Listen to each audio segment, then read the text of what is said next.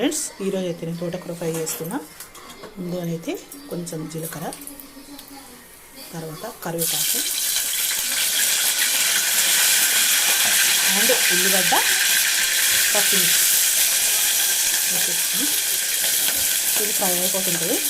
Mixie కోసం కొంచెం కొబ్బరి ముక్కలు అండ్ పచ్చిమిర్చి ఇది మిక్సీ వేసుకుందాం.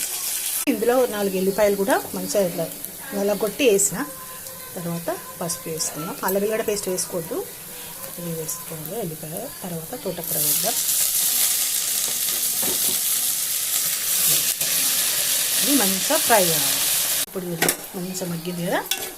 ఇప్పుడు ఇందులో టమాటా వేసాం, 1 స్పూన్ వేసిన తర్వాత మిక్సీ వేసుకున్నది వేసుకొని కొత్తిమీర వేసుకుంటే దించేస్తే అయిపోతుంది. ఫైనల్లీ అయిపోయింది. కొత్తిమీర వేసుకొని దించేసుకుంటే అయిపోతుంది. చాలా బాగుంటుంది. మీరు కూడా ట్రై చేయండి. ఈ వీడియో నచ్చితే లైక్ చేయండి.